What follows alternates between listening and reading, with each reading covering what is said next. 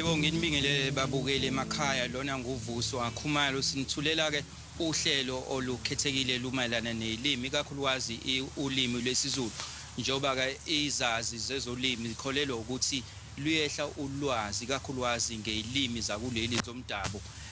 izathu ke ziningi ekhonjwayo kodwa ke siphethe ke la ongoti abazosho izathu zokuthi kungani izinga lolimi lwehlo okunye kwakho ukuthi ingane ezincane kakhulukazi emazingeni aphansi zifunda ekoleni exube inhlanga lokho kwenza ukuthi ke kube nzima ukuthi ingane zifundiswe isiZulu kuyisona sona isiZulu soqobo okwenza ukuthi even nasemakhaya kakhulukazi nasemalokishini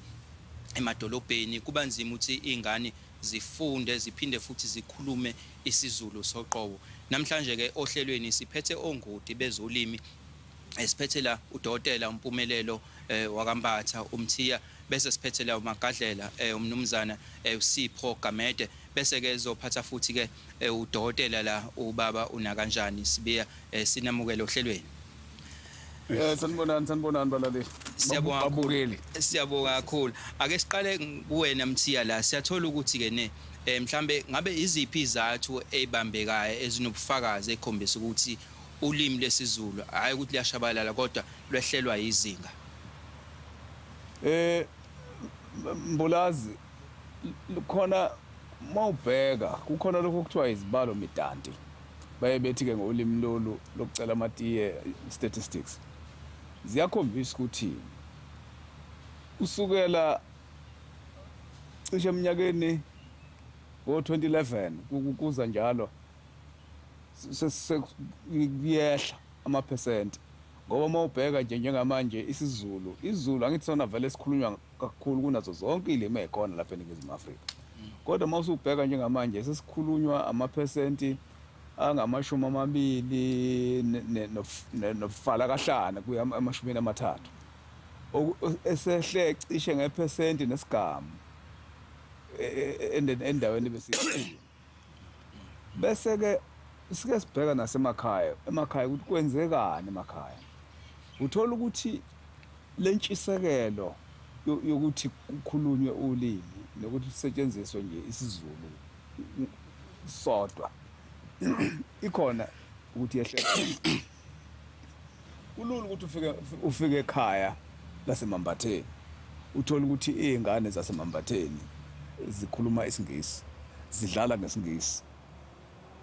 mawuthi uyabuza ukuthi kwenze njani uthola ukuthi izingane zona aziboni inkinga lapho ngoba kusho ukuthi sigqugquzelwa indaba isekhaya awekho amabhawudi aboshwayo ukuthi noma ngabe nifunda isiNgisi noma ngabe kukwenzekani kodwa mase sula ekhaya eMambatheni akusetshenziswe ulimi lwesiZulu usuke uye emasontweni usufika manje na emasontweni umfundisi eshumayela kungekho noyodwa India nomlungu noma mhlawumbe umuntu ongasazi isiZulu kodwa ginqinga uzunga zamagama esiNgisi eshumayela ngazo okokuqala nje uthi esho ukuthi kuzofundwa mapha amavesi akufake ngesiZulu uyasuka lapho usekufaka ngesingisi uxange ukuthi ujabulisa bani nje bekufaka ngesingisi ngoba phela sebezwile labantu bolimi lwesiZulu ukuthi kuzofundwa yiphi incwadi bese siyobheka nakuhulumeni ukuthi uhulumeni yena wenzani njengamanje sinohulumeni ophethe izwe laseNingizimu Afrika okuhulumeni wabantu abamnyama okufanele ngabe ngelinye ilanga eParliament lapha sike sithole nje kukhulunywa izilimi zomdabu uyazi ukuthi kwesisikhathi ukufise nje ukulalela isivento ungasazi kodwa kube khona izinto ezithandayo nje kulolo limi thawo uyazi ngithandile kukhona into ethi nje awuyazi ngithandile le nto engabe asuke bethini uyayibona leyo nto nabo kube khona into abayithandayo la kuthina kodwa manje kwenzekani kubhuhluza isingisi umholi uthola umholi omnyama ezokhuluma nabantu phaqa ekhuluma ngesingisi konke ke lokho kwenza ukuthi nasey'koleni uzokhuluma wamagadlela nasey'koleni ikhona mhlambe leyo nto othola ukuthi ulimi lwesiZulu akusekho ukuthi lunandishisiswe kahle nezingane zikwazi ukuthi zibukhonze bese futhi sekufakwa nomuntu oqeqeshelwe ukulifundisa ukuze afake lolu thando ngoba phela khona ukuthi kwesisikhathi kungathathwa nombani kuthathwe nami nje ngingaqeqeshelwe ukufundisa ulimi lwesiZulu ngingenalo nothando lwalo angikwazi ukuthi bese ngilufaka la enganeni siya ingene lapho limi lixolisa leso simo ke njengoba sinjalo sisinqanda kanjani kuningi ongenziwa embulazi okokuqala nje kufanele kube khona ukuthi aqhuquzelwe umphakathi esebenzisa ulimi lwesiZulu ukuthi akilihloniphe ilithande lwenzele ukuthi ulimi liqhubekele phambili imphakathi qobolwayo ngoba okunye konakala khona emphakathini nje uthola ukuthi imphakathi kwayona ayinalo uthando ake kugqugquzelwe kwawona imphakathi kube khona into enza babe nogqozi babe nalo uthando nanokuthi bakwazi abantu kwehlukanisa izinto uyazi ukuthi kwesisikhathi ukutholela eThekwini uthi uyezwa umuntu wesifazane ola eThekwini ethi ngiyashisela akakuqonda umuntu wesifazane lokho ukuthi kusho ukuthini ukuthi uyashiselwa ngoba uma engasakwazi kahle ukuthi uyashiselwa ngeke ukuthi kusho ukuthini ukuthi uyashiselwa umuntu wesifazane ngeke asaphinda kusho lokho uyabona kube khona indlela zokuthi umphakathi awukwazi ukuthi uzilungise kwawona bese kukhona izikhungo noma inhlaka ebekwe uhulumeni ukuthi zithuthukise ilimi zonke ikakhulukazi ilimi zomdabu lezi inhlaka ebekwe uhulumeni uthola ukuthi kwesisikhathi azinikiwe izinsiza ezanele zokuthi zithuthukise ilimi zethu ngithatha njengohlaka lokuthiwa iPen South African Language Board balinqamulela bathi iPenSALP iPenSALP inenhlaka zayo njengomzukazo la esizulwini isikhulu umkhandlu lona obhekele ukuthuthukisa ulimi lwesiZulu uma lezi inhlaka ezibekwe uhulumeni zizonikezwa izinsiza zanele zikwazi ukuthi zisebenze kahle ekuthuthukiseni ilimi zomdabu bese kuyiwa kubantu ngoba khona abantu osolwazi abalapha emakhaya abalishaya ngocetshwayo kuyiwe nakulabo bantu kufunwe lolu lwazi olungasekho olungasasetshenziswa lufakwe la kuze lizofakwa nasey'koleni kwenzela ukuthi lungashabalali kwazi ukuthi lusize nabantwana bethu abasakhula ngaleyo ndlela khona okungenzeka uma kuzoba khona lokho ukubambisana kube khona ukubambisana kwezikole umphakathi nohulumeni imbala usakhuluma ngezikole lapho msiya ake sifake nje manje umnumzana uGamede ngoba vele usuke eminyangweni wezemfundo lapha kwaZulu-Natal ngaphandle kokufunda ke ulimi lwesiZulu ezikoleni zikhona ezinye indlela engaqinisekisa ngazo ukuthi ulimi liyathuthukisa ulimi lwesiZulu kakhulukazi angibonge Mashobane ngibingelele nababukeli emakhaya okunye udokotela Umbacha useke wakusho njengathi ezikoleni siyaliqhakambisa kakhulu ulimi kakhulukazi ulimi lwesiZulu okuyilona limi olukhulunywa kakhulu la kwaZulu-Natal kuba khona usuku esikubiza ukuthi usuku lamagugu iHeritage Day ngolimi locela itiya la sesiqhakambisa khona ulimi lwesiZulu abafundi la izikole sezawuba ukuthi njalo ngoSeptember kube khona lolu suku la zizofika khona kube khona indlamu kube khona la abantwana bezohaya khona izinkondlo kube khona nemidlalo yeshashalazi la besuke bezoqhakambisa khona ulimi lwesiZulu kube khona ke nasekuseni emaklasini abanye othisha baye bacela abafundisi baye babahayele izinkondlo kuseyikona njalo ukuqhakambisa ulimi elwezulu singagcini ngokuqhambisa ulimi kuphela kodwa namasiko ngoba phela ulimi liphethe konke liphethe ngisho namasiko uma sikhuluma ngolimi.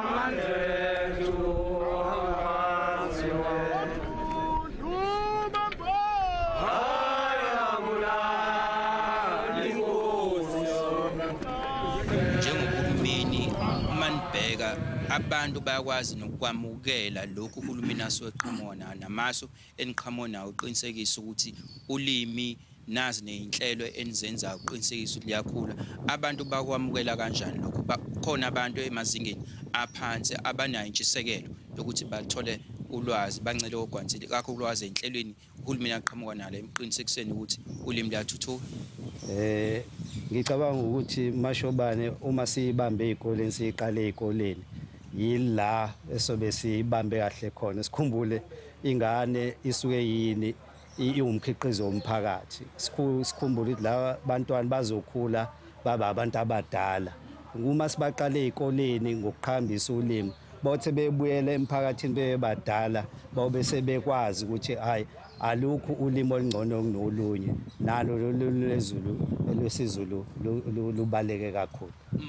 Siselapho nje ezikoleni ngizothanda uphinde futhi ngishaya umbuzo lapho ngibhekisa kuwena. Ingane eziningi ezifunda esilungwini zifunda zibe ne-home language zibe ne-first additional language bese ke izinto zithanda ukuphambana lapho. Thothi ingane ekhaya ifundiswa ngesiZulu kodwa ekhaya esikoleni kuthiwa home language isingisi first additional bese kuzoba iZulu sekuyaphambana izinto ezikhona ekhaya. Lokho ku-impact kangakanani uma ukhahlameza kangakanani ingane ekugcineni ngoba kufundwa ekhaya nokufundiswa esikoleni kuthe kuhluka nanizinga la khona lithe ukuhluka. Umbuzo omuhle kakhulu Mashobana lo. Sikhumbule izingane ziba nalokho ekuthiwani ukuyikhethela ukuthi ifuna yini ukuthi ngifunde ngolimi lwasekhaya okuba isingisi nolimi lwasekhaya oluyizulu kodwa sesigqugquzele kakhulu ukuthi sekathi uma beseyikoleni bangathatha lolu limi lolu olukhulunywa ekhaya kube iyona limi lwakhe esothi i-home language. Sikhumbule la uma sikhuluma ngezinga elikulona lolo limi uma sithi i-home language yikho esisigqugquzele ukuthi ngoba mina ngumagadlela ngangithathe phela ulimi lwami engilikhuluma ekhaya bese ukuthi lelo lunye ulimi kube ulimi lokwengeza kodwa ke kukhona ke lokho ukuthi izingane eziningi kuyikole lezi ekuthiwa ama-former model school okwakuyikole zabamhlophe kuphela ukuthi kwesinye isikhathi baye babafuna ukuthi bathathe lolu limi lwesingisi libe uhome language mase kuyaphambana kodwa ke nakhona uthola ukuthi ekhaya abanye bathi hayi ingane yami mina ngeke ikwazi kahle ukubamba isiZulu ayithathe lolu limi kodwa siyesigqugquzela ukuthi sengathi ingane uma iya kulezi izikole ithathe lolu limi lolu esithi ulimi lwasekhaya ingathathi kube ulimi lokwengeza kodwa ayithathe lona ulimi lwasekhaya ngoba ngeke sikufihle nje Mashobana njoba ngimnyama kanje kusamile ukuthi ngimnyama ulimi lwami luyimi uqobo. Ngiyabonga kakhulu. Ake manje sibheke nje yokucela nje ukujobelela umbathe. Okunye njalo konakalayo lapha ezikoleni akoniwa umnyango wemfundo koniwa abazali. Abazali bengane lezi impela lezi ekhuluma isiZulu. Uthola ukuthi umzali uthi yena akafuni ingane yakhe ifunda isiZulu izosenzani isiZulu ifuna ukufunda isingisi. Umnyango lo wemfundo kakhulukazi wemfundo yesisekelo unenkinga nje kangaka ikakhulukazi ngelimi zomdabu ithina umuntu ufanele ukhombe kuthina ungakhombi kakhulukazi eminyangweni. Yebo. Ibona abazali abashaya phansi ngonyawo ngoba kunalo ludako olubhixwe ebusweni abazali abacabanga ukuthi ingane mayazi isingisi ihlakaniphile. Yebo. Nakho ke dokotela na kanjani sibiya sikhonjwa ngenjumbane njengabazali. Awusichazele ukuthi izinto ezifana nomculo omdabu nezinkondlo kungasiza kanjani ekuthuthukiseni kolimi. Izinto ezifana nomculo nezinkondlo komdabu zibaluleke kakhulu ekutheni zisuke zikhuthaza abasuke begxile kulowo mkhakha lo mangumculi womculo womdabu kungase kungenza ngibuke njengesilima uma ngizokwenza ngolunye ulimi lo ngakho ke kuyasiza ekutheni ngazi ukuthi lolu hlobo lomculo ngoba owesintu kufanele ngilucule ngisebenzisa ulimi lwami oluhle olucikozayo oluzokhombisa ukuthi kungabe ukuthi ngigagu lokucula ngicula kahle kodwa na uma kulalelwa ukuthi uthini lo muntu kuzokala ukuthi awu lwamnandi ulimi abhale ngalo noma acula ngalo ngokunjalo nemibhalo izinkondlo njalo njalo okunye okubalekile ukuthi isizwe nesizwe sihlonishwa ngomculo noma ngezinto zomdabu ikakhulukazi ngaba umculo izinkondlo ikho kunezimbongi ezaziwa umhlaba wonke eziphuma emazweni esingazi lutho ngawo esazi kuphela ukuthi kuphuma amaciko athile kuleyo mazwe nakulezo zilimi lo ngokufanayo nesizulu lapho abantu bekuthanda lokho okuyimculo yabo imibhalo yabo izilimi zabo kwenza ukuthi balithande olimi bangabi namahloni ngolimi ngakho umuntu ozocula kahle ngesizulu useyazi ukuthi angahlonishwa ngokufanayo noma kangcono kunomuntu ocula isizulu isingisi ebesingase sibukeke singcono kodwa lemkhakha lena ibalekile kutheni iluthuthukise olimi kodwa ke akunakuhamba phambili mhlambe abaculi nezimbongi kuphela nabo laba abaculelayo kufanele bakuthande lokho kungathi uma kuhaywa ngesizulu ebese eyayivala umsakazo athi ngifuna ukuzwa ngesingisi mina ungathi makuculwa ngesizulu athi noma ngalopho ulimi lwesintu bese hayi angikuzwa kahle lokho mina ngikuzwa kahle uma kukhulunywa ngolimi engizobe ngawaqonda amanye amagama akho ngakho ke uma siziqhenya ngalezi zinto ezingokomdabu siziqhenya ngokuthi sikwazi ukuzisho ngezilimi zethu sikukhumbule nokuthi kukhona abafisayo ukucula ngesizulu kodwa abangakwazi ngoba kungelona ulimi lwabo bese bethi ke uma bebona nathi siyakuthanda bese bengabi nawo amahloni ukuthi ngizomcela kanjani umuntu ukuthi ake angichazele ngalento engolimi lakho ngoba kwasayena ngiyabona ukuthi unamahloni ngayo ngithi mangiqhamuka bese hayi bafetha ake siyeke manje nakho sekuqhamuke abantu abakhuluma isingisi ukuze bangasibukeli phansi futhi sifisa ukugcizelela kulokho ukuthi akulona iphutha ukuthi abantu abangamaciko nabantu abakhuluma ulimi nje ngokujwayeleke bazazi ezinye izilimi kodwa kuhlupha uma sebezozibukela phansi izilimi zabo ngakho ngosibonele angase umculi wesicathamia noma umculi kamaskandi acule ngesingisi sijabule phela ngoba bazomuzwa babe baningi kodwa ngahlupha uma esezokwenza lokho ngesingisi ngoba ethi isizulu asifinyeleli lapho okufinyelela khona ezinye izilimi ngokunjalo nabalaleli nabathandi bolimi bangase benze okufanayo ukuze kubonakale lento kwasebona bayayithanda izothi ithandwa ezinye izizwe nje kubonakala ukuthi kwasabona abenzi nabaqambi nabanikazi bayo lento bayayithanda Chayon Chayon Chayon Chayon Chayon Chayon Chayon Chayon Yanun Yanun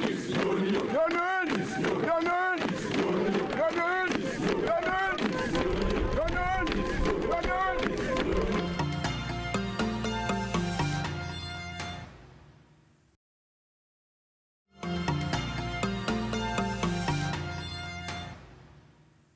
ingoma zajwayele ukuba khona zibe ningi endaweni eziningi kube khona imigidi nangendlela okuvunulwa ngayo okungenye indlela ejulisa ulimi lelo njengamanje sekuthe ukuncipha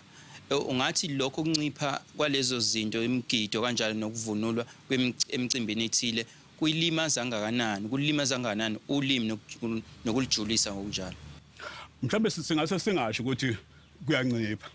asithi akunakiwe njoba nje kubukela phansi nalo ulimi lwesiZulu nje basesho akhona ukuthi alusekho kodwa alibukelwa phansi okubalekile kufanele kubonakala ukuthi kuyingozi kangakanani ukungazikhuthazi lezi zinto lezi okungezethu ngakho imicimbi ehlukahlukene lapho kwenziwa khona izinto ezahlukahlukene akubukwe ngeso lokuthi yayinhle lento kungashiyo ukuthi mhlambe kuubuqaba noma duka nezinkolelo zezinye izilimi ngakho uma zikhona lezi zinto sizazi ukuthi kasiqhakambise uma emakhaya kuhlatshiwe siyazi ukuthi kuyagiywa uma kuzoba khona izinto ezokwenza ukuthi nomuntu oselokishini afise ukuthi ngisafisa ukuvakashela mina nje ngizalwe egcotsheni ngisafisa ukuye egcotsheni ngoba ngiyibone abantu bakhona beqhakambisa into enhle eyenziwa ngakho uma kuthiwa kunomkangele uma kuthiwa kunombondo kunena asiziqhenye ngezinto ezingenakhunyushwa kabi kuthiwa mhlambe ziqhuquzela zikhuthaza izinkolelo mhlambe abaningi abangase baphikisane nazo kodwa zikhona izinto ezimsulwa ezingakhethi ukuthi umuntu mhlambe ukholelwa kuziphi izinto ezithi yayinhle lento iyatholakala kwezinye izizwe asingenzi sengathi ayikho ezulu ngakho ke konke ukuvunula kwethu nje bayathanda abanye abantu kodwa ngeke bakuthanda ngeke kube kuhle uma sebezokuthanda ukwedlula thina ngoba lokho ngase kusenze sihlekwe sibonakala sizilima nakwezinye izizwe okumbilana kakhulu eminyakeni eyikhulu ezayo ngabe sekushabalela ngelilanga ngase kwenzeka ukuthi sibone sekwe ezinye izizwe ezivunulwa ngesasivunulwa ngakho bese kuba yithina esihambe sibuza mhlambe umndiya noma ibhulu ukuthi konje ibheshu ngane yakwethu liyini konje lokwenzani lifakwa makwenziwe ngakho asisithandele izinto ukuze sazi ukuthi ukuthi kubhengwa uma kwenze njalo isidwaba ngokwesibonelo ngoba yikho lokho okugcina sekuxova izinto ukuthi kugcina sekunamadluladlulane nenxovuya eningi bese iyona izinto ezinga iyona inkinga zigcine sezihunyushwa kabane ngoba ziphethwe abantu abangenandaba naso njengamanje ke sike kumnumzana uGamede gcina nje mhlambe lakho lokugcina kodwa akedlulela ekuthini esikhatsini esiningi ogogo esikhatsini edlule ogogo kanjalo nomkhulu nomalume bebebambe iqhaza elikhulu ekuthuthukiseni kolimi entsheni ogogo bebexoxa inganekwane ejulile ngokolimi baphinde futhi ke kwaba khona indlela yokushintsha ukuphila konke lokhu kulimaza kangakanani ulimi kakhulukazi ukuthi inganekwane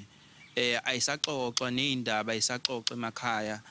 sekuhlalwa emafonini njengamanje social media yonke ubona ingane ezincane iphethe amafoni njengamanje lokho kulimaza kangakanani ulimi ukuthi inganekano nezindaba ayisaxoxa kakhulukazi iswa kogogo nomalume bexoxela ingane ezincane ekhaya ngibonga kakhulu Mashobane lokho okushoyo kuyiqiniso impela yingakho ke sekubuyile futhi ubuciko bomlomo la kuthina eminyangweni wezemfundo ubuciko bomlomo sibiza ukuthi ubuciko bamazwi obudluliswa ezizukulwaneni ngezizukulwane kube kusetshenziswa umlomo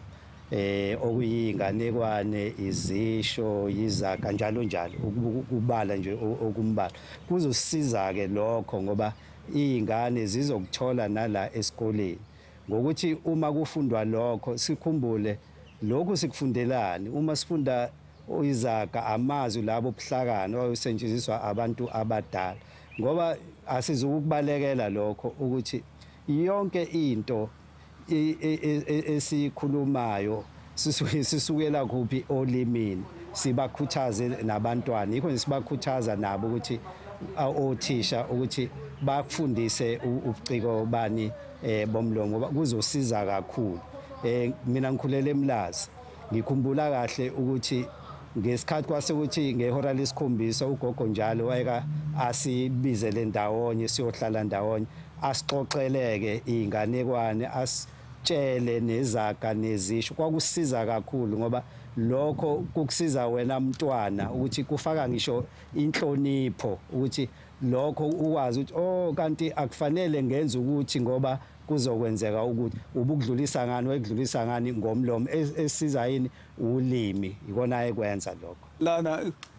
ingane ifunda nokuxoxa indaba ukuthi indaba ixoxwa kanjani, isuka kanjani, ithuthuke, ikhule njalo, ebefunda kula exoxele inganekwane nokulalela, ngoba enye into esuke ihluphe kwakhona ukulalela lokhu kwenza ukuthi abantu noma abanye uthi yabeqela ukuchabo okusiqiniso njalo sikhuluma kanje, kodwa umuntu abondayi udlala ngesikhathi sami. Ezinye zezinto ngicela ungibambele lapha, ezinye zezinto umuntu angagcina ngazo nazi ezinye incwadi ichaza amazwi ezingasetshenziswa izikole manje nomphakathi jikelele ekuthuthukiseni ulwazi, ikakhulukazi lezincazelo zamagama, ukuthi ngoba uyazibuza ukuthi othisha bafundisa kanjani bengenazo lezi ncwadi. Zikhona lezi ncwadi, nani mashobani, nina nisebenza kanjani, nisakaza kanjani, ichaza amazwi ngeke zibe zikhona zibhaliwe. Nakho okunye nazo ezinye incwadi ezisizayo ekutheni alithuthuke ulimi lwesiZulu, abakwazi abantu ukuthi igama elithile mangalazi incazelo yalo, noma ngihlangana nelinye igama, isikhathi sahlangana nelinye igama nomfoka sibuya kulezi insuku sathi hey sathi seza la sayithola incazelo yalo. Njengoba izwela-ke lambukeli ekhaya udokotela Mpumelelo Mbatha behambisana nomnumzana uSipho Gamede osuka lapha eminyangweni wezemfundo KwaZulu-Natal, bese kuzoba-ke udokotela uNakanjani Sibiya, udokotela Nakanjani Sibiya kanjalo nodokotela uMbatha Umthiya bangongoti olimini lesiZulu, ikakhulukazi ilimi zomdabu zakuleli baqinisekisa ngokubhala ichazamazwi ukuqinisekisa futhi ukuthi ziyaholela ekutheni iNingizimu Afrika ikakhulukazi laba abakhuluma ulimi lwesiZulu abakhuluma ulimi lwesiZulu bayanotha ekwazini isiZulu, kanjalo nokusifunda. Umuntu afunde isiZulu aphinde asifunde ngendlela enokusiqondisisa nendlela ejulile.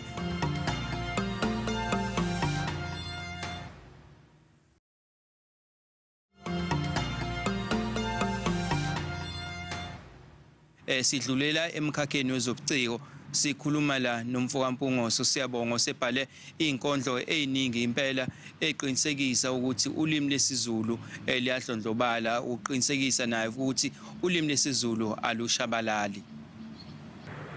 Ilanga seliyoshona,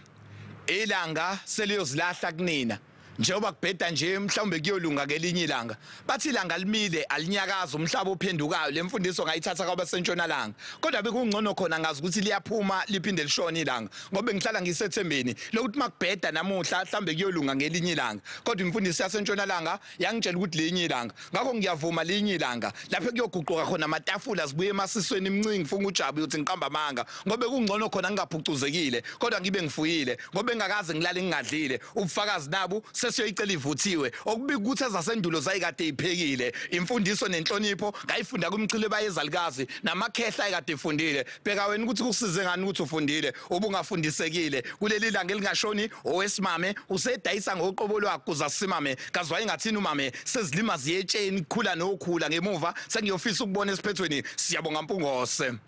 Yebo, siyabonga Mpungose, ungomunye osonkondla dumile kuleli, hayi lapha eNingizimu Afrika kuphela kepha iAfrika yonke unabalandeli nako Botswana nakwezinye indawo. Namhlanje ulapha ke sikhuluma udaba olukhulu kakhulu lokudlondlobala kulimi lwesiZulu abakhala ngakho ukuthi ungazi ukuthi luyafadabala isiZulu, kukhala ngokuthi liyehla izinga lokuthi abantu bazi isiZulu baqonde isiZulu. Ake sikhulumeke nosonkondlo kuyena oqinisekisayo ukuthi lolu limi ikakhulukazi emkhakheni wezobuciko liyakhula, liyabonakala futhi kukhona imfundiso ekhona ebanzi ebonakala. Ake simamukele-ke lapho ohlelweni mnumzana Mpungose. Ngiyazi ujwayele ukubizwa ngoMpungose ngomnumzana ngoba phela isikhathi esiningi kwa-arts libizwa nje ngamagama kuphela ya, kodwa namhlanje silapha-ke sikubiza umnumzana. Awusithatha usibeke ukuthi umsebenzi wakho kakhulukazi njengosonkondlo ubaluleke kangakanani ukujulisa ulimi lwesiZulu kakhulukazi ilimi zomdabu nokuthi emazingeni aphansi kwamukele kangakanani kakhulukazi ngoba siyazi bakhona abasafufusa benza lo mkhakha wena we-arts kakhulukazi wezombongi ukuthi bafuna ukuthi bakhule bafuna ukuba osiyabonga Mpongose bangomusa. Ake ngibonge mfoka Mtungu. Okuqala ngifuna ukuya kukona ukuthi isiZulu sangikhombisa ulimi lami engazalwa nalo ukuthi lunamandla ngendlela eyisimangaliso. Kuzokhumbuleka ngonyaka ka2018 kuke kwavela uhlelo lwe25 Book Forum eLviv eUkraine. Ngahamba ngiyakhona ngangingabaza ukuthi komele mhlambe ngizama ukushintsha ulimi ukuze ngikwazi ukwamukeleka kwezinye izizwe. Ngathi bangena ngidlala ngolimi lakithi lesiZulu ngishaya inkondlo estage nasey'nkundleni zokuxhumana yasabalala kakhulu leyo video. Kubonakala abantu abangasizwa isiZulu kodwa bejabulela indlela engidlala ngayo ngolimi bezwa oxa sikhuluma ngabo lapha ngaphambili. Lokho kobe sekungikhombisa ukuthi kanti ulimi lakho uma uzolithanda ulisebenzise liyakwazi ukuthi lukuvulele eminye iminyango ngoba iqiniso liwukuthi indlela ababhala ngayo nabo kulawo mazwe ngolimi labo. Kodwa mina mase sengizofika nolimi lakithi lwesiZulu ikhona into ethi hayibo siyayiqabuka lento into entsha asikaze siyibone esikhathini esilandelayo. Ngabe sengithi ayike njengensizwa vele imibhalo yami yonke ibhalwe yashicilelwa ngaso isiZulu namhlanje ngoba ngikhuluma nawe mfowethu Khumalo angikaze ngisebenze nangelilodwa ilanga kodwa umsebenzi engiwusebenzisayo zonke izinto enginazo ngiyithole ngokuthatha ngisebenzisa ulimi lesiZulu ngisebenzise lona laze la ngiphokophelisa la umuntu asezama ukuthi afike khona. Ukuhlanganisa kanjalo ubuciko bokusebenzisa isivumelwane esifanayo egcinini kakhulukazi lokho nibiza ngama rhymes ukuhlanganisa kanjalo sithatha usibeka lokho buciko bokuhlanganisa lo magama afana nokuthi ilanga impukane yangihlupha njalo njalo. Ngiyabonga kakhulu Mtuka into engifuna ukudlula kuyona into yokuqala esiyenzayo uma ubhala mina kakhulukazi nje inkondlo zami uma uzoyifunda ngiyangiqikelela ukuthi iba nemiqondo emibili ukuthi ababhala abahleli phansi emakhaya abazi ukuthi kubhalwa kanjani bayakwazi ukungiunderstand ukuthi ngikhuluma kabili bese kodwa futhi at the same time ngingagcini ngithi ngizolandela ama rhymes sengilahla umqondo sengizwakala ngithi sihlahla indlela asikwazi sihlahla ukuyihlahla indlela but uma ngizokwenzela umzekelo nje ngizothi sasiteli kamnandi sizungezene ngasemlilweni amase egcwele phama eguleni bengekho abantu abagcwele phama ezibhedlela eguleni you understand so ezinye zezinto ke lezo engeke ngiyiqikelela ukuthi uma ngibhala umqondo angimnikeze umuntu owazi noqonda izinkondlo ngendlela efanele kodwa futhi ngiphinde ngingalahli umqondo kumuntu engisuke ngikhuluma naye ngaso sonke isikhathi. Banjani abantu kwamukela umsebenzi wakhe kakhulukazi wesiZulu nokuthi nabo bafisa ukuba osiyabonga Mpongose bangomuso ngoba bayafisa abantu abaningi ukuqhubha lo msebenzi kakhulukazi ukuhaya ngesiZulu ngesintu. Baningi kakhulu baningi ngoba sebeqalile abantwana abancane abakhulayo semalokishini noma sivakashela iseyikoleni isemcimbini ehlokahlukene ngakube kahulumeni umphakathi abantu abazenzele bona so umfana omncane okhulele elokishini kade engibona ngiyiqala lento ngoba abaningi nani niyazi ukuthi ngikhule emehlweni enu ningibuka ukuthi awunangu enyuka edlondlobala so kuyamnikeza ugqozo omunye ukuthi hayibo ngokuthanda nje ulimi lakho usebenzise lona ngoba ngaso sonke isikhathi yonke imibhalo yami 100% wemibhalo yami ibhalwe ngalo ulimi lesiZulu and labo abasuke benga understand ngiye ngithi akubi bona abayihlupha ngoba nathi siyayihlupha ngeilimi zabo sifuna ukunderstand ukuthi bathini uma singabezwa so abayihlupheke nabo ngokwazi ukuthola so ngiyabona begqugquzeleka ulusha nezinkondlo nje indlela eseyikhule ngayo izinkondlo beku umkhakha oncikiswayo kakhulu ukuthi umculo namhlanje kodwa kuzosalise kufakwa imbongi kuleso space kodwa nazo izinkondlo seziyakwazi ukuyimela siyakwazi ukwenza imicimbi yethu uthola isebet center sikhuze phezulu iPlayhouse sikhuze phezulu futhi siyimisela ukuthi siyibone ikhula iphinde idlondlobala ngoba buka siphila ngazi izinkondlo and impilo ayinankinga ndawo. Ngesikhathi niqala umkhakha walo wombongi wawumncane kakhulu njengamanje ubona ngazi sebebaningi kakhulu abadlondlobala abantu abafuna ukuhaya ngesintu ubona ngazi khona umuntu odlale iqhaza elikhulu mhlambe kutheni abantu bayiqhenye ngeilimi zabo baqinisekisa ukuthi nabo ngesiZulu bengakwazi ukuthi bayiphilise njengoba kwenzeka empilweni yakho. Mfowethu angikwazi ukuhlonisa ukuthi sinawe izinsizwa ekwazile ukuthi idlale enkulu indima ukuthi silithanda ulimi lesiZulu sazi ukuthi futhi ngeenkondlo singakwazi ukukhokheleka sibe nempilo eyaphambili. Masikhuluma abantu abafana noBongani Mavuso abangasekho engifisa ukuthi umphefumulo wakhe ungaqhubeka ulale ngokuthula. Abantu abathe mabefika basikhombisa ukuthi ubuciko awukwazi ukuthi ubuthathe nje ubukele phansi ngoba ngiyakhumbula ngiqala ukuhlangana naye. Sahlangana nje usahlangana nomuntu athi angibhalele inkondlo akunikeze 100 rand ungazi nanowazi nijabulele nje ukuthi khona leyo nto oyitholile and ubuciko obuyihobby kodwa sasingazi ukuthi ngelinye ilanga buyoba business ngangazi ukuthi ngelinye ilanga akekho umuntu ongakwazi ukuthi aphume ame athi wakwasebenza nami ngoba ngaze ngisebenze ndawo ngiphila ngabo lobu buciko ngikhumbula kahle ukuthi eminyakeni eminingi yadlula sasihlangene eBase Head Library eMaritzburg sazama ukuthola indawo esizokwenza khona izinkondlo sasu7 kuphela sihlangene siqhamuke emalokishini angafani kodwa sayiqala sayikhulisa uma ngakuthatha manje ngikuse khona lapha njalo ngolwesihlanu kunabantu abangaphezulu kwa200 uze la iduty sasitshala lesi sihlava uye ko-UKZN yonke indawo mawubuka ukukhula komkondlo kuvula ibridge imbongi khona iseparlamente kuzokhuluma umongameli imbongi khona nanoma ikuphi so lo mkhakha masubuka thina subuka ukhulile ngendlela esimangaliso and bonke labantu engikhuluma ngabo bakhuluma ngalo ulimi lethu esizalwe nalo lwebele. Siyabonga kakhulu. Siyabonga kakhulu mfowethu. Siyabonga Mpungose. Ke ulo usonkondlo odumile nefuthi oqavile obezosichazela kabanzi ngokubaluleka nokujulisa ulimi lwesiZulu okufana ngabe lunothe kakhulu kodwa ke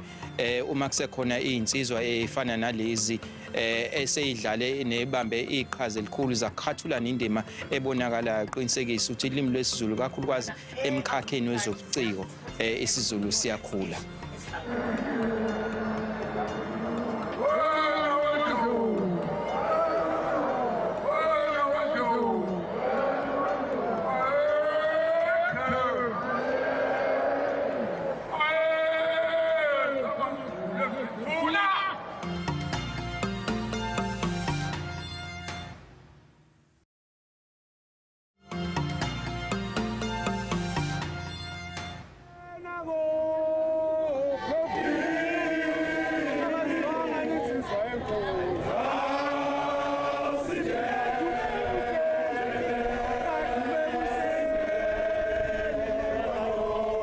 Abeyindaba kanjalo nemsakazo babamba iqhaza elikhulu ekuthuthukiseni ulimi kakhulukazi ilimi zabomdabu. Namhlanje njengoba siqhubeka sikhuluma ngolimi lwesiZulu ngoba izazi zikholelwa ukuthi nje manje uthando kanjalo nokukhulunywa kwesiZulu akusesona isiZulu soqobo. Ngiyakhumbula ukuthi umsakazo ukhoze FM luke laba nabasakazi ngaphambilini aseke baqamba amagama amakhulu esiZulu ngoba kuyoba khona inkinga ukuhumusha amazwi ukuthatha ku-English kanjalo kuya abanye kwesinye isikhathi kusoka iAfrikaans kuya kwesiZulwini kodwa ke ukhoze FM lungolunye lungezinye zeziteshi zaqinisekisa ukuthi lamagama la ahunyushwa ngendlela efanelekile njengamanje ke kukhona umfowathatha uNgobe kuyena ke esikhuluma naye ke namhlanje usithatha asibeke ngokuzigqaja kwakhe ngokusebenzisa ulimi lwesiZulu olunothe kakhulu. Mfowethu Ngobe awusichazelela nalo ulimi lishona phansi iqhaza lini olubambile njengomsakazi uqinisekisa ukuthi liyanotha ulimi lwesiZulu na ukuthi futhi mhlambe uphinde uchaze nezizathu ezenza ukuthi ulimi lishone phansi. Mfowethu ngiyabonga kakhulu ithuba ngilitholayo. Njengomsakazi kuhlale kuyinselelo ngaso sonke isikhathi kimi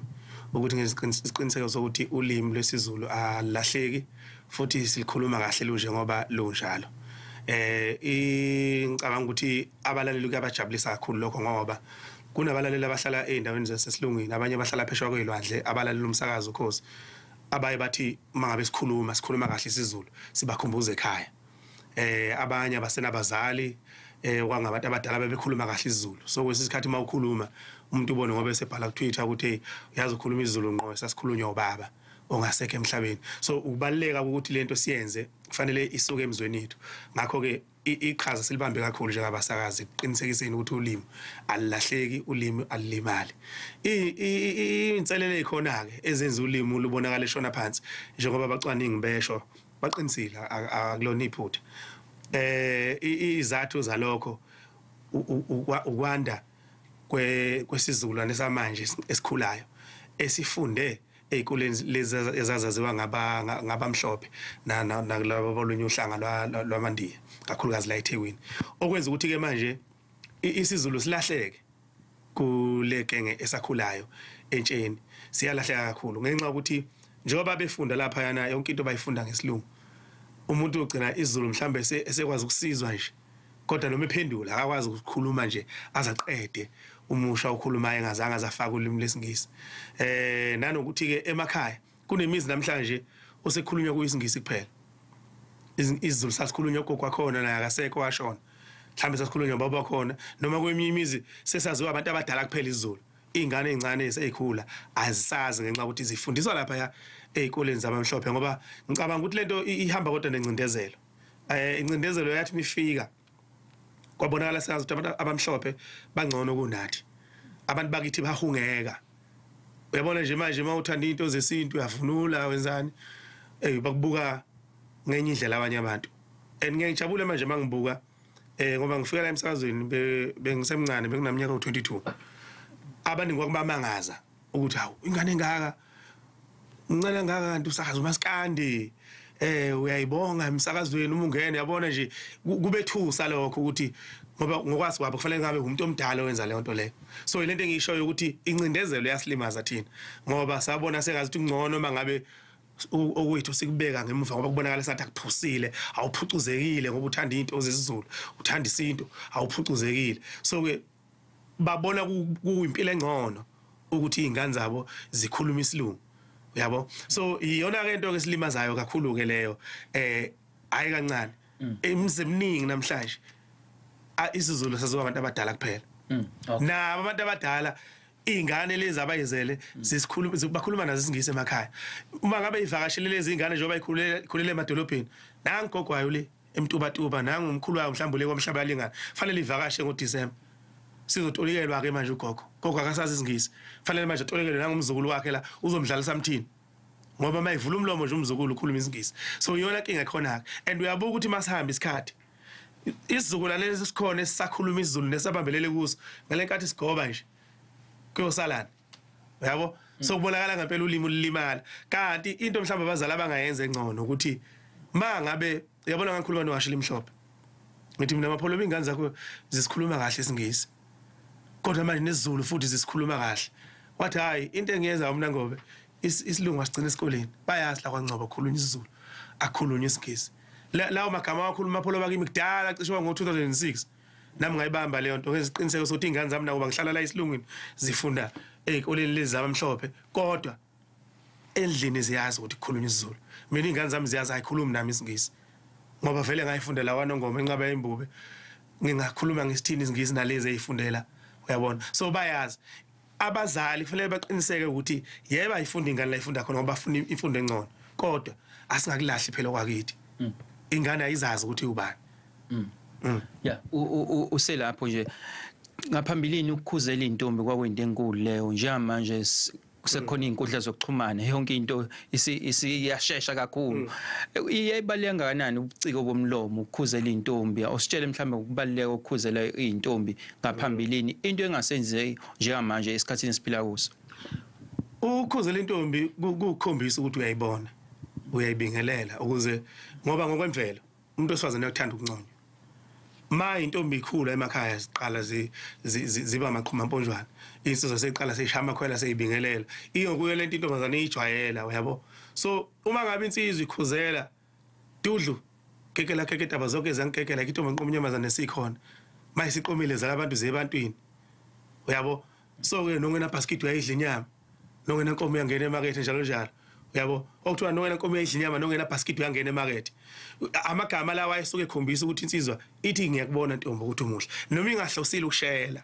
kwakusewuteketisa nje intombi ngoba intombi iwumuntu okufanele ahlale enconya ukuze ihlale inokuzethemba nansi ke social media ke manje iqedileke lokho sekubonana khona la inkundla zokuxhumana kunjani uhlalaphi asixhumane ngoWhatsApp kuyaxhunyana njalo njalo so lo bemnandi vela absekho kodwa ke nakho mfowethu nakhona lapha inkundla zokuxhumana insizwa mayisuka icikoza ngolimi lwesiZulu ishela intombi uyazi intombazane iyachazeka ijabula kabi ukubona lo muntu ikhuluma kahle isiZulu yabona noma iphendula ngesingisi aphendule ngesiZulu yena konke lokho nayo kuyavusa ukuthi iubani nobiyona yabo so ke izo zonke izinto lezi vele ziya ngokuyilimala kodwa ngeke uzuqhele kuzo mangabe ukuthi uzonamathela kusizulu lesi ngisho ubhala lapha kungabe uDM ngabe yini ubhale sona isiZulu ucikoze nje aza kubuze yena wesifazane ukuthi awuthini manje yini le bese umchazela ke ngolimo olulula ke azolisa hayi mangisoke ngithi ngisoke ngisho ukuthi uyabo ngoba inhloso yokukhuzela intombi kwakuyibingelela nokuyincoma khona into yayenziwa izinsizwa yomdlalo dala kuthiwa mabehlangana nentombi bese beyivimba bethi awushaya inyoka endleleni nkosazana bese uyedlula lokho kwakusuka ukuthi njengoba siwu4 thina sizinsizwa sikuvimba nje uyintombi umbuzo wawusuka ukuthi lo mangathi uyaqoma nje la yiphi insizwa ongayikhetha la kwakuthi ushaya inyoka lokho bese intombi hayi ngiyayishaya inyoka nanga ikhombe emkhomba bese kiyejabula bese beyibuza isibongo yakwabantombi hayi bayithophe baqhubeke nohamba bafana bayihambela kwakusuke ukukhombisa intombi ukuthi bayibonile ihamba nayo inokuzethemba ngoba kwafuna intombazana umuntu osifazana ufuna kahlale inokuzethemba ngaso sonke isikhathi kwakusuke ukuncoma nje kodwa amasoka ke ayalandeleleke kamuva ukuthi hayi intombi ngabona ukuthi uma ungashaya inyoka wakhetha mina bese namathe lapho kusiyeqala iyeshela kodwa kwakusuke kuyimidlalo nje yokukhombisa ukuthi insizwa mayihlangana nentombi iyayibona uyabo hayi ngoba kufanele yeshele kanjalo futhi neinsizwa zazi nezibongo nango njalo nezibongo zakho ukubaleka kwezibongo angithi lento ifana nakho nje intombi manisuke nivimba nesinsizwa nibingelela seniyibuza ukuthi yakwabani isiyasha hayi ngiwangubani awusuke ithakazela njalo nyoni yezo nomafu nyoni yesinto esisilasa ngeke ihlale ngamwezeli bafu manje inkinga abafana namhlanje kwayithakazela abazazi uyabo sefuneka bachame nje kuphela ngokuthi umuntu ugunde kanjani nani ucikoza kolimi kodwa akusekho so ke uma ngabe eseyishila intombi hayi mina ngomfo kangoba sengiyazisho ke mina cha mina ngomfo kangobe le phansi kwentaba information umfule ngiphuza udwala insizwa zingibiza ngomakata zeduhla ngoba dle etholo uklebeklephula kwabanye bosala bethu ngabanenalithi ihlala gophoza nje ngamazi kwabayithandayo intombi zaqoma qede bayashinga onina iyeke mamqomela thanda khona inganawo ayiqomela nje ngeke ihlale ingamomatheki intokazi chazwa umtsizwa balensizwe eyichazayo ukuthi iubani yabo izinto zonke lezi seziyavela ngokuya zisilimalela ngoba kwanakho ukuthi umuntu azabe nezibongo abazi abafana namhlanje ukuthi izibongo zitholakala kanjani kanti izibongo tholakala ngegameko nje obusuku ukhula ontanga yenu bakubonga ngezinto osukudlule kuzo nozenza phambi kwabo noma ufika uxoxa ukuthi hey bafethu yazi ngehlelo inkinga ngithi ngiyobheka mhlawumbe intombi yakwasibanibani ngathi ngijikjelitshe phekwendlu kwavela kwaphuma ubaba wakhona angibalekanga kanje sengihupha nezinja izibongo siqhamuka lapho ke awusebeyamshoka mamazi abangakubo sebembonga ngalento abaxoxela yona so kwakusuke kumnandi bokugcina umlando phela abantu bakwaZulu babengabhali phansi umlando babugcina ngokudlulisela ngomlomo so ke izibongo kwakuyiyona ndlela yokugcina umlando le hayi siyabonga kakhulu sibonga kakhulu mfowethu utshatha-ke leyo makata zedudla ayichaza khona ukuthi ulimi lwesiZulu lidinga ukuthi lidlondlobale kakhulu nakuqala njengoba izazi zisho ukuthi ulimi lwesiZulu lithanda njengamanje ukuthi lwehle kancane Ukhozi FM lungezinye zey'teshi ey'bambe iqhaza elikhulu ukuqinisekisa ukuthi ulimi lwesiZulu liyanotha futhi-ke luyadlondlobala